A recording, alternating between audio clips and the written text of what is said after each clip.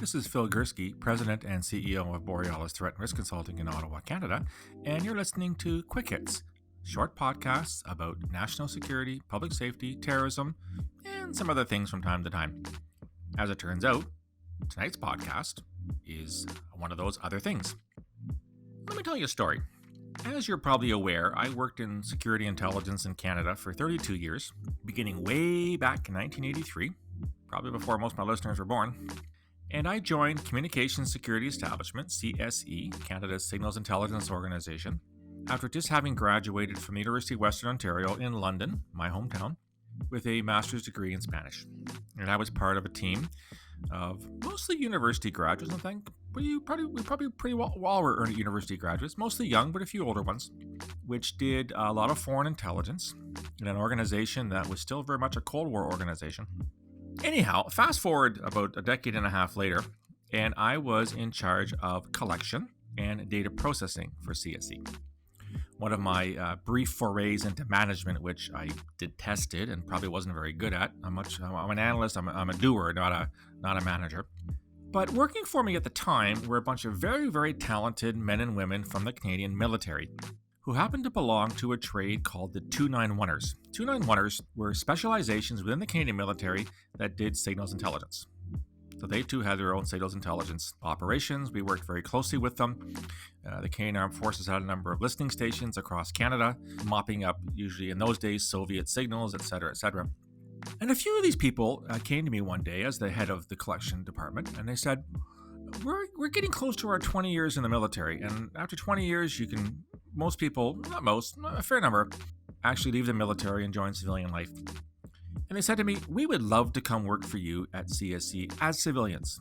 Trade in our uniforms, put on a tie. Who am I kidding? No one wore a tie at CSE in the 1990s, trust me. You're lucky you've got pants on most mornings. It's kind of like COVID.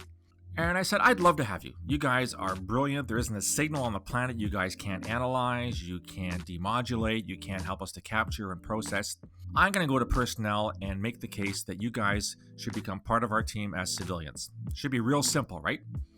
Take off your uniform on a Friday, come into work in jeans on a Monday. Nothing really has changed. And so I went to personnel and I made my case saying, these people really they're the cat's ass of signals in Canada. No one's better at what they do than them. They simply are the pinnacle in Canada. And some pencil neck in personnel said, well, what's their degree? And I said, what do you mean? What university did they go to? Well, I said, well, they didn't. They got right from high school, they went to the military and spent 20 years in a variety of jobs, including signals intelligence. These guys really know signals. Oh, you can't hire them. I looked at the pencil neck and asked incredulously, why can't I hire them? Because they don't have a degree.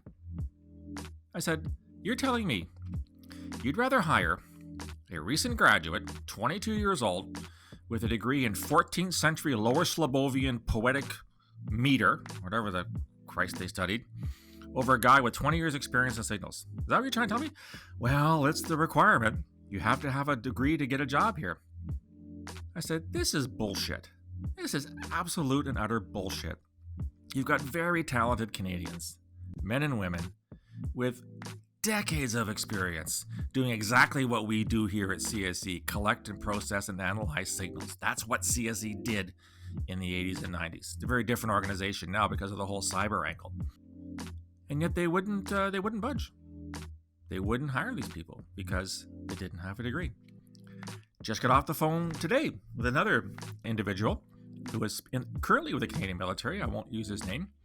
Again, lots of experience here in Canada and abroad on a whole bunch of matters. He'd love to get into the security intelligence field, but whenever he goes to the website, it says, what is your degree? And he's afraid that when he puts his application in, there's some kind of algorithm that looks for the degree, and when it says none, it just spits his application out and doesn't look at him anymore.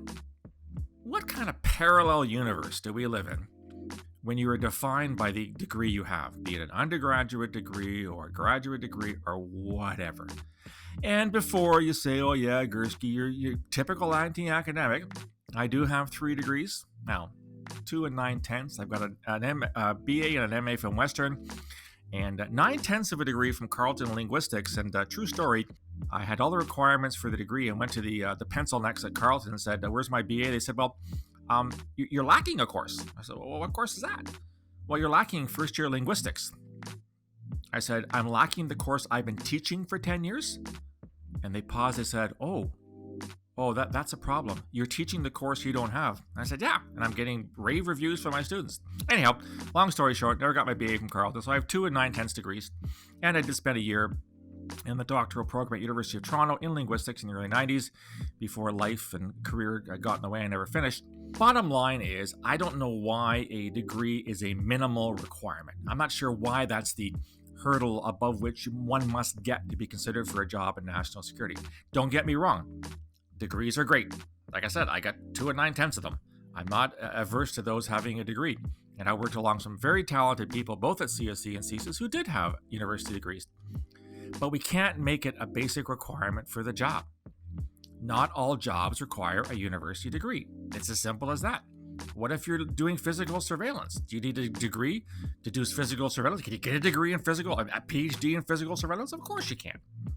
And you've got people, former law enforcement, former military, average Canadians with a lot to offer who are being rejected from the get-go just because they don't have that piece of paper that says, I graduated from University XYZ with a degree in flower arranging or snorkeling or something like that.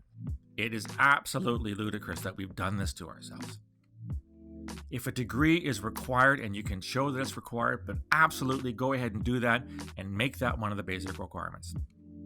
But if you can't justify it, if when you sit down and you look at the requirements of the job and you cannot determine that people need to have that piece of paper in their hands, which, by the way, a lot of people who have degrees, couldn't organize a piss up in a bar, is based on my experience. Just because you have a degree doesn't mean you're very smart.